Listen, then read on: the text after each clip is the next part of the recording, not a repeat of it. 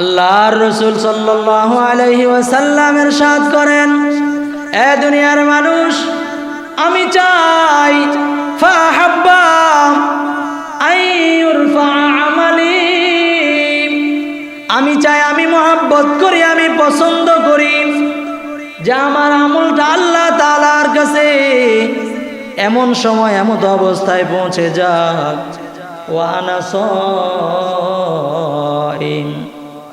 আল্লাহর রাসূল বলেন, আমি চাই আমার আমলটা যেন আমি রোজাদার অবস্থায় আল্লাহ তাআলার কাছে পৌঁছে যায়। وعن أسامة بن زيد رضي الله تعالى عنه قال قلت يا رسول الله لم أراك تصوم من رمضان ما تصوم من شهر شعبان। আল্লাহর রাসূল সাল্লাল্লাহু আলাইহি ওয়াসাল্লামকে জিজ্ঞাসা করেন, হযরত উসামা বিন যায়েদ বলেন, আমি আল্লাহর রাসূলের কাছে জিজ্ঞাসা করলাম, ওগো আল্লাহর নবী, লাম আরাকা, আমি তো আপনাকে দেখি নাই, মিন শাহরি রমাদান তাসুমু মিন শাহরি রমাদান, রমজান মাসের চাইতে বেশি রোজা রাখতে আমি আর কোনো মাসে আপনাকে দেখি নাই। মা তাসুমু মিন শাবান, ইয়া রাসূলুল্লাহ, তবে দেখেছি শুধু শাবান মাসে।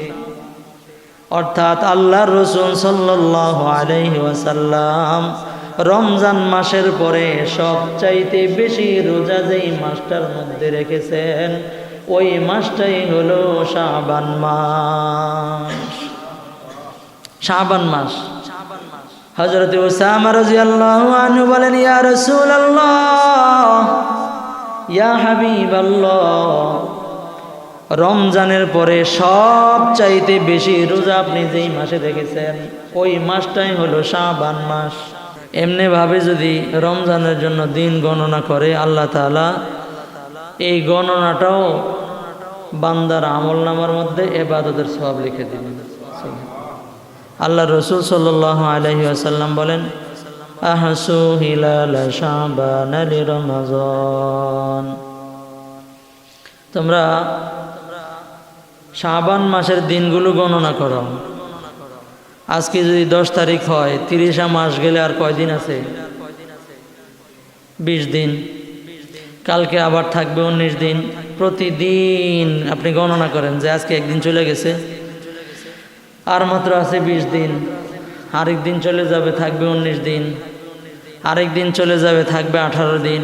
এভাবে যদি গণনা করতে থাকে তাহলে এই গণনাটাও আপনার আমার আমলনামার মধ্যে ইবাদতের সওয়াব হিসাবে লিখে দিবেন কে? আল্লাহ তাআলা। আল্লাহর রাসূল বলে দিয়েছেন যে তোমরা শাবান মাসের দিনগুলো গণনা করো।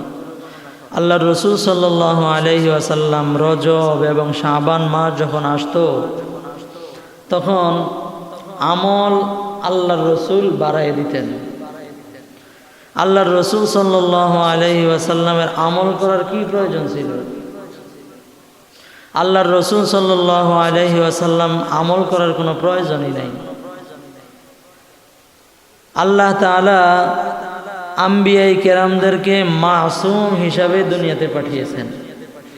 ওনাদের গুনাহ করার সলাহিয়ত নাই, গুনাহ করার যোগ্যতা আম্বিয়ায়ে কেরামের কি নাই। কিন্তু আমাদের গুনাহ করার যোগ্যতা আছে না নাই? আমাদের গুনাহ করার যোগ্যতা আছে, আমাদের গুনাহ করার চাহাত থাকে, খাহেসাত থাকে। কিন্তু আম্বিয়ায়ে কেরাম যারা নবী, বুঝতেছেন না আমার কথা? যারা নবী আম্বিয়ায়ে কেরাম ওনারা গুনাহ করার যেই যোগ্যতা, গুনাহ করার যোগ্যতাটা আম্বিয়ায়ে কেরামের নাই। তাহলে গুনাহ করার যোগ্যতায় যদি না থাকে তার কি গুনাহ হইতে পারে? কেউ যদি মনে করে যে না আম্বিয়ায়ে কেরাম গুনাহ করছে, তাহলে তার ঈমান পরিপূর্ণ নাই, তার ঈমান পরিপূর্ণ কি নাই। এই জন্য আম্বিয়ায়ে কেরাম মাসুম, নবী আম্বিয়ায়ে কেরাম কি মাসুম। মাসুম মানে নিষ্পাপ, ওনাদের কোনো গোনা নাই, গোনা করতেই পারেন না, থাকবে কোত্থেকে? দেখেন আল্লাহ তাআলা গোনাহের যোগ্যতাই দেয় নাই, এরপরেও আল্লাহর রসুলের ক্ষেত্রে আল্লাহ তাআলা ঘোষণা দিছেন। এক নম্বর হলো গোনা নাই, গোনা করার যোগ্যতাই নাই, গোনাও নাই।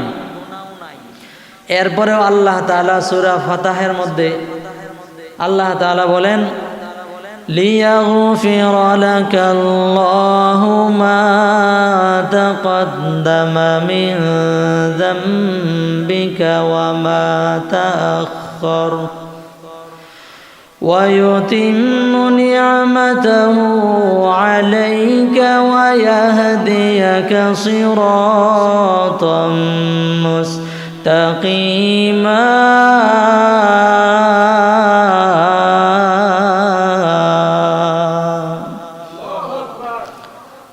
আল্লাহ পাক রব্বুল আলামিন বলেন, এক নাম্বার নবী আম্বিয়া কিরামের গুনাহ আছে, গুনাহই নাই। এরপরেও আল্লাহ তাআলার ঘোষণা হলো লিয়াগফির লাকাল্লাহু মা তাকদ্দামা মিন যামবিকা ওয়া মা তাআখার, আগের পরের সব মাফ, আগের পরের সব কি মাফ। গুনাহ আসেনি, গুনাহ আছে, আম্বিয়া কিরামের কোনো গুনাহই নাই। এরপরেও আল্লাহ তাআলা ঘোষণা করলেন কি, আগের পরের সব মাফ, আগের পরের সব মাফ। এরপরেও আল্লাহর রসুল সাল্লাল্লাহু আলাইহি ওয়াসাল্লাম দেখেন কেমন আমল করে। আল্লাহর রসুল সাল্লাল্লাহু আলাইহি ওয়াসাল্লামের আমল সম্পর্কে সুনানে নাসাই শরীফের যে হাদিসটা তেলাওয়াত করেছে, হাদিসের অংশ হযরতে উসামা বিন যায়েদ রাদিয়াল্লাহু তাআলা আনহু, হযরত উসামা আল্লাহর রসুলের নাতি, হযরত উসামা রাদিয়াল্লাহু তাআলা আনহু উনি বর্ণনা করেন যে আল্লাহর রসুলের আমলটা কেমন ছিল এই মাসে। আল্লাহর রসুল সাল্লাল্লাহু আলাইহি ওয়াসাল্লামের আমল কেমন ছিল। وعن أسامة بن زيد رضي الله تعالى عنه قال قلت يا رسول الله لم أراك تصوم من رمضان মা তাসুমু মিন শাহরি শাবান।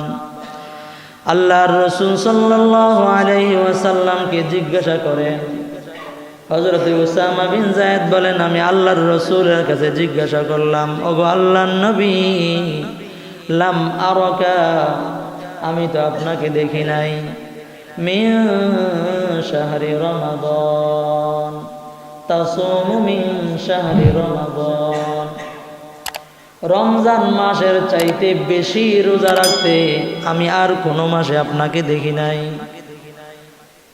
মা তাসুমু মিন শাবান, ইয়া রাসূলুল্লাহ, তবে দেখেছি শুধু শাবান মাসে। অর্থাৎ আল্লাহর রাসূল সাল্লাল্লাহু আলাইহি ওয়াসাল্লাম রমজান মাসের পরে সবচাইতে বেশি রোজা যেই মাসটার মধ্যে রেখেছেন, ওই মাসটাই হলো শাবান মাস। শাবান মাস। হযরত উসামা রাদিয়াল্লাহু আনহু বলেন, ইয়া রাসূলুল্লাহ, ইয়া হাবিবাল্লাহ, রমজানের পরে সবচাইতে বেশি রোজা আপনি যেই মাসে রেখেছেন, ওই মাসটাই হলো শাবান মাস। আজকে হলো 10 তারিখ, শাবান মাসের কয় তারিখ? 10 তারিখ। আল্লাহর রাসূল সাল্লাল্লাহু আলাইহি ওয়াসাল্লামের স্ত্রী হযরতে আম্মাজান খাদিজা, আম্মাজান আয়েশা রাদিয়াল্লাহু আনহা থেকে বর্ণিত, মুসলিম এবং বুখারী শরীফের হাদিস। উনি বলেন, মা রাআইতু রাসূলুল্লাহি সাল্লাল্লাহু আলাইহি ওয়াসাল্লাম মা তাসুমু আকতারা মিন শাহরি শাবান। শাবান মাস থেকে আল্লাহর পয়গম্বরকে আমি বেশি রোজা রাখতে আর অন্য কোনো মাসের মধ্যে দেখি নাই। সুবহানাল্লাহ। অর্থাৎ আল্লাহর রাসূল সাল্লাল্লাহু আলাইহি ওয়াসাল্লাম এই শাবান মাসে এত অধিক রোজা রাখতেন, যা অন্য আর কোনো মাসে, রমজান বাদ দিয়ে আর অন্য কোনো মাসে রাখেন না। রমজান মাস তো এটা পুরাটা আল্লাহ তাআলার পক্ষ থেকেই রোজা, এটা তো বলার বাইরে, এটা ফরজ। আম্বিয়া কেরাম যদি মাসুম হয়, ফরজ কি তরক করবে জীবনে? সুন্নত, নফল, মুস্তাহাব এগুলোই তো আম্বিয়া কেরাম তরক করে না। আমরা তো ফরজ, ওয়াজিব এগুলোই মানি না। কথা কোন ঠিক না? ঠিক। আবার সুন্নত দেখেন, আল্লাহর রাসূল সাল্লাল্লাহু আলাইহি ওয়াসাল্লাম তার কোনো গুনাহ নাই, এরপরেও আল্লাহ তাআলা ঘোষণা দিয়ে দিলেন যে আপনার আগের, পাশের, সামনের গুনাহ মাফ, পিছনেরটি গুনাহ তো নাই, এরপরেও মাফ, সামনে হেডাও মাফ। সুবহানাল্লাহ, জোরে বলেন না সুবহানাল্লাহ। আমগরে যদি কইতো যে পিছনেরটি তো মাফ, সামনেরটিও মাফ, কোন তো কেমন লাফাইতাম। আল্লাহর রাসূল সাল্লাল্লাহু আলাইহি ওয়াসাল্লামকে আল্লাহ তাআলা পিছনের এবং সামনের গুনাহের যোগ্যতাই যার নাই, জীবনে গুনাহ করবেনই না, এরপরেও আল্লাহ তাআলা বলেন যে পিছনের সামনের সব মাফ। কিন্তু এরপরেও এটা ফরজ না। শাবান মাস রোজা রাখা এটা কি ফরজ? ফরজ না, এটা আল্লাহর রাসূলের সুন্নত। কেন? যে রমজান মাস আসতেছে, এই রমজান মাসে দেখবেন যে কিছু কিছু মানুষ রোজা রাখার জন্য বলে আমার গ্যাস্ট্রিকের লেগে আমি রোজা রাখতে পারি না, আমার এই অসুস্থতা, এটার জন্য আমি রোজা রাখতে পারি না। কত যুবক আছে, কত যুবতী আছে, কত মুসলমান আছে যে এই অজুহাতে সারাদিন আডে আর বিড়ি খায়। কথা কোন ঠিক না? ঠিক। আমি জানি, দেখছি বহু মানুষ এমন আছে, হ্যাঁ বিড়ি খাওয়ানোর লেগে রোজা রাখতে পারে না। নাউজুবিল্লাহ। অথচ আল্লাহর রাসূল সাল্লাল্লাহু আলাইহি ওয়াসাল্লাম শাবান মাসের মধ্যে রোজা রাখতেন, প্রায় প্রতিটা দিনের মধ্যে আল্লাহর রাসূল সাল্লাল্লাহু আলাইহি ওয়াসাল্লাম রোজা রাখতেন। এই যে মনে করেন যে গতি যদি না থাকে, আমলের অভ্যাস যদি না থাকে, তাহলে এই আমলটা করা এটা একটু কঠিন না? একজন মানুষ সারা সপ্তাহ নামাজ পড়ে না, তার জন্য জুমার দিনে নামাজ পড়তে আসা একটু লেট হয়। কথা কোন ঠিক না? ঠিক। কিন্তু যারা দেখেন নামাজ পড়ে, সামনের কাতারে থাকে, এরা জুমার দিন আগে আসে, জুমার দিন পরে আসে। কারা? যারা সারা সপ্তাহ নামাজ পড়ে না, এরাই দেরি করে। রাগ করেননি? আবার রাগ করেন না তো। আমলের অভ্যাস যদি না থাকে, তাহলে আমল করা কষ্টকর। আমলের অভ্যাসের জন্য আল্লাহর রাসূল আমাদেরকে শিক্ষা দেওয়ার জন্য, আরে এটা তো ফরজ না, ওয়াজিব না, এটা না রাখলে আল্লাহ তাআলা কোনোদিন জিজ্ঞাসা করবে না যে শাবান মাসে তুমি রোজা রাখলা না কেন, এটা আল্লাহ তাআলা জিজ্ঞাসা করবেন না। কিন্তু এরপরেও আল্লাহর রাসূল সাল্লাল্লাহু আলাইহি ওয়াসাল্লাম আমাদেরকে শিক্ষা দিতেছেন, উম্মতকে শিক্ষা দিতেছেন। হঠাৎ করে একটা আমল যদি তুমি ধরো, তোমার একটু কষ্ট হওয়ার সম্ভাবনা আছে না? একটু কষ্ট হওয়ার সম্ভাবনা আছে। এই জন্য তুমি আগ থেকে কিছু কিছু রোজা রাখা অভ্যাস করো, এরপরে যখন রমজান মাস চলে আসবে, তোমার রোজা রাখতে আর কোনো কষ্ট লাগবে না। এই জন্য আল্লাহর রাসূল সাল্লাল্লাহু আলাইহি ওয়াসাল্লাম এই মাসের মধ্যে কি রাখতেন? রোজা রাখতেন। হযরত উসামা বিন যায়েদ রাদিয়াল্লাহু তাআলা আনহু বলেন যে ইয়া রাসূলুল্লাহ, আমি তো আপনাকে রমজান ব্যতীত সবচাইতে রোজা রাখতে বেশি দেখেছি এই শাবান মাসের মধ্যে। তাহলে শাবান মাসের 1 নম্বর আমল হলো, যারা পারি নফল রোজা রাখবো। যারা পারি মা বোনেরা, আমরা যারা শুনতেছি, বাহিরেতে শুনতেছি, তাহলে 1 নম্বর আমল কি হলো? নফল রোজা। যারা পারেন, না পারলে অসুবিধা নেই, কিন্তু চেষ্টা করা কি রোজা রাখার জন্য অভ্যস্ততা হবে। আল্লাহর রাসূল সাল্লাল্লাহু আলাইহি ওয়াসাল্লামের একটা সুন্নত, এর উপর আমল হবে, আপনার অভ্যাস হবে। একটা রোজার কেমন দাম আল্লাহ তাআলার কাছে। আল্লাহর রাসূল সাল্লাল্লাহু আলাইহি ওয়াসাল্লাম রোজা সম্পর্কে বলেন যে রোজার প্রতিদান আমি দিব, আমি নিজ হাতে। আল্লাহ তাআলা যেমন, আল্লাহ তাআলার প্রতিদান দেওয়াটাও কি তেমন। সুবহানাল্লাহ। মানুষ যেমন তার দানের গতি তেমন। সরকারের কাছে যায় যদি 5 টাকা চায়, একটা প্রেসিডেন্টের কাছে যায় যদি 5 টাকা চায়, উনি কি 5 টাকা দিব? হ্যাঁ, 1000 টাকার নোট একটা বাড়ি করে দেবে। তুই চাইছো তুই 5 টাকা, তুমি তোমার মতো চাইছো, কিন্তু যে দিবে সে তো তার মতো দিবে। কথা কোন ঠিক না ভাই? ঠিক।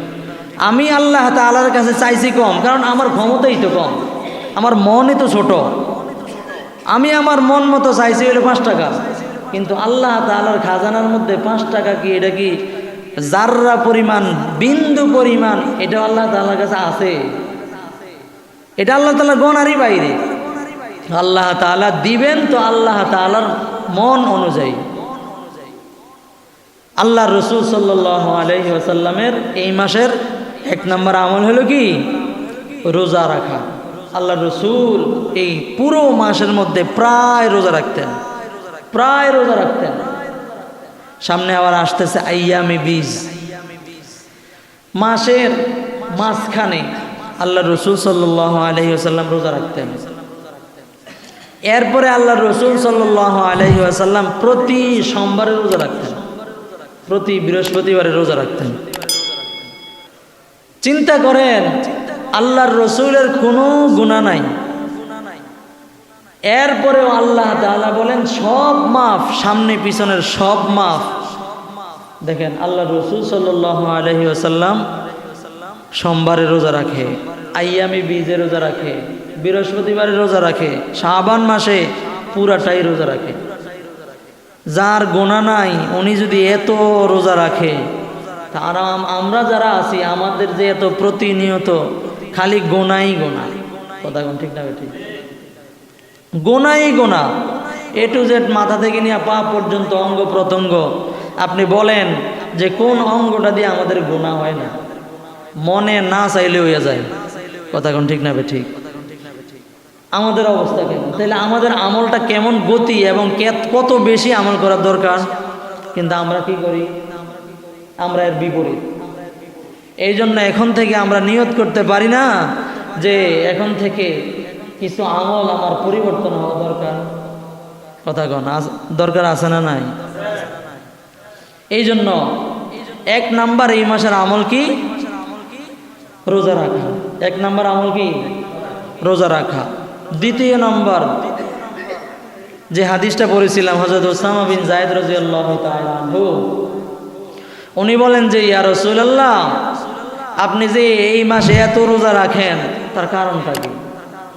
আল্লাহ রসুল সাল্লাল্লাহু আলাইহি ওয়াসাল্লাম বলেন, যাকা শাহরুন ইয়াগফালুন নাস। আল্লাহর রসুল বলেন, এই উসামা, এই যে মাসটা শাবান মাস, এটা এমন একটা মাস যেটা বাইনা রজাবিন ওয়া রমাদান, রমজান এবং রজব মাসের মাঝখানে, রজব এবং রমজান মাসের মাঝখানে, 2টা মাসের মাঝখান, এই শাবান মাসটা এত গুরুত্বপূর্ণ। আল্লাহর রসুল বলেন, আন তুরফা আমালুহু ইলা রাব্বিল আলামিন। দুনিয়ার মানুষ এই মাসটার মধ্যে অতীব গাফেল হয়ে থাকে, উদাসীন হয়ে থাকে, বেখবর হয়ে থাকে। তাদের কোনো খবর থাকে না রমজানের আমোদ করতে ঈদ সামনে আসতেছে, তারা একেবারে গাফেল হয়ে থাকে। অথচ আল্লাহ পাক রব্বুল আলামিনের দরবারে মানুষের আমলগুলা এই মাসের মধ্যে আল্লাহ তাআলার কাছে পেশ করা হয়।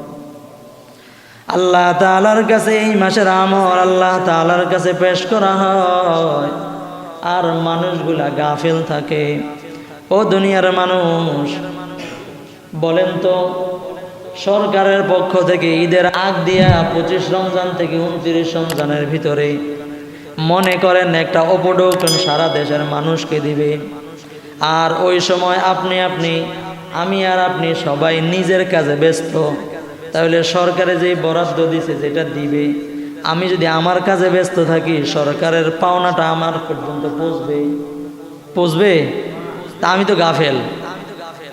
আল্লাহর রসুল বলেন, দুনিয়ার মানুষ, আল্লাহ পাকের কাছে আমার আপনার আমলটা পেশ করা হয়, আর আমি আপনি নিজের কাজ নিয়ে ব্যস্ত, তাইলে বলেন তো গাফেল অবস্থায় যদি আমার খবর আল্লাহর কাছে যায়, তাহলে আপনার আমার আমলের অবস্থা কোন জায়গায় হয়?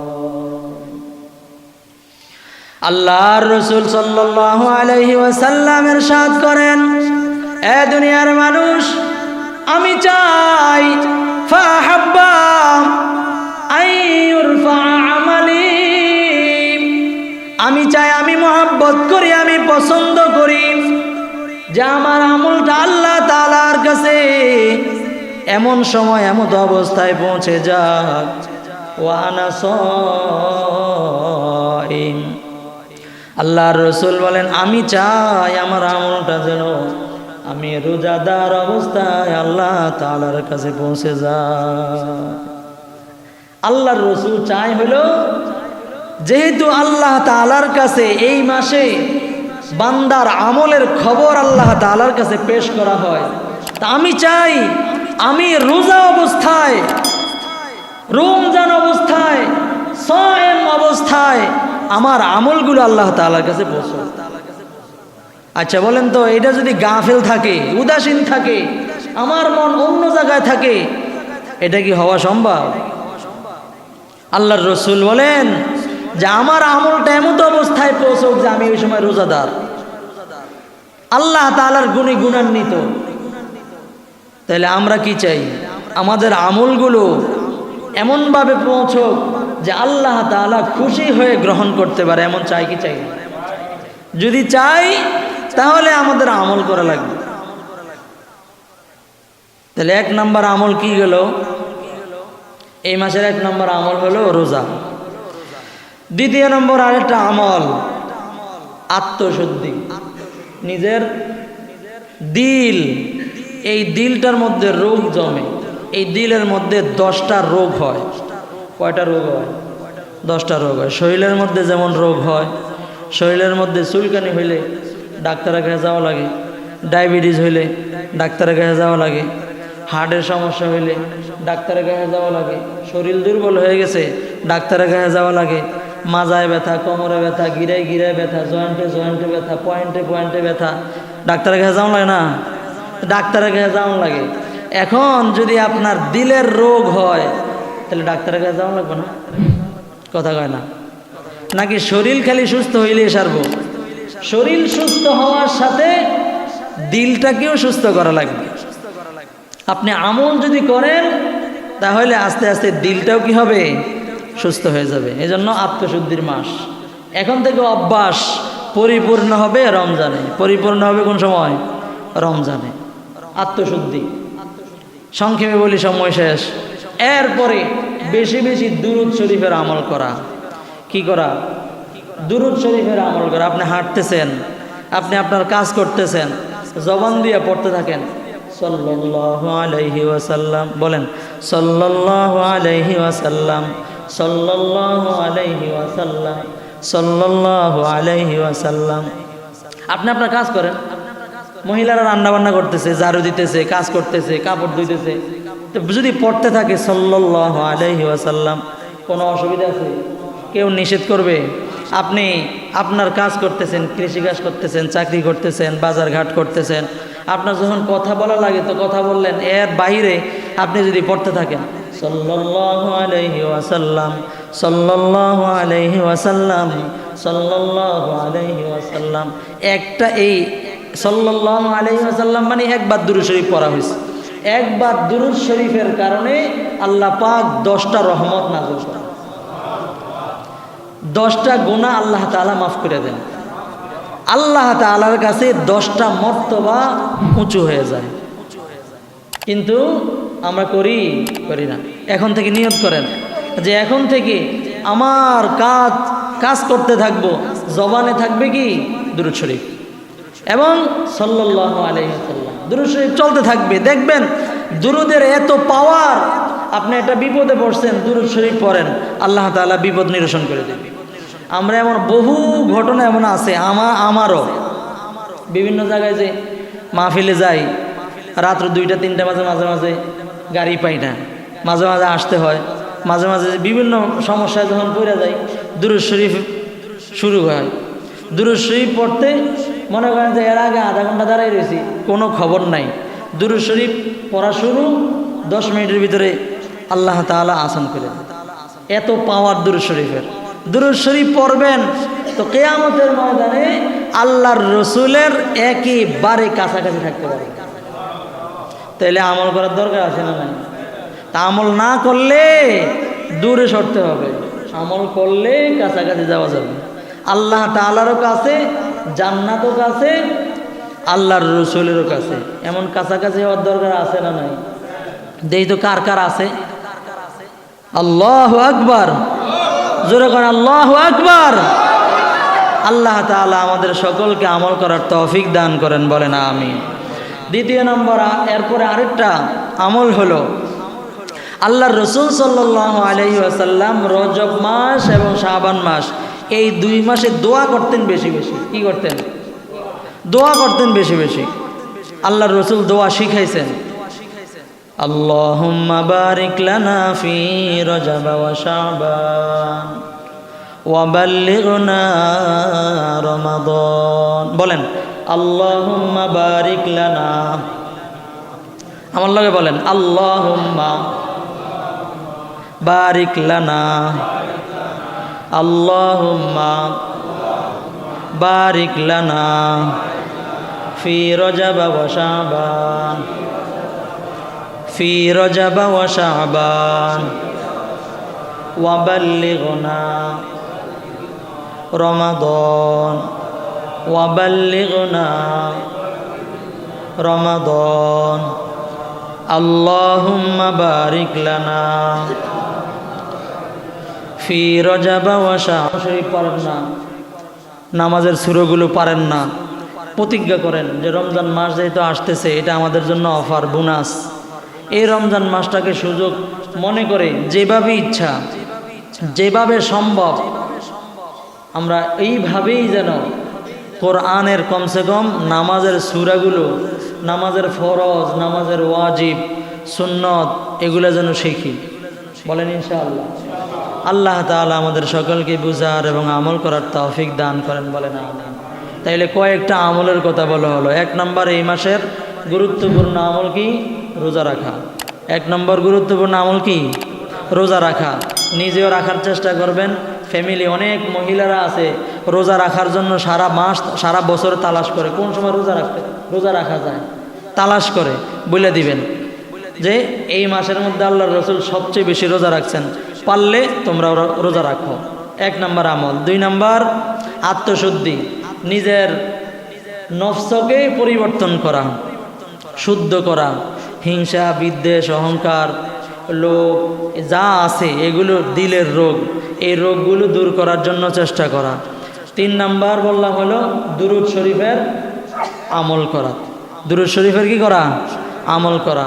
আল্লাহ পাক রব্বুল আলামিন যে আমলগুলোর কথা বলা হলো, আমাকে এবং আপনারা যারা শুনলেন, আমাদের সকলকে বুঝার এবং আমল করার তৌফিক দান করেন, বলেন।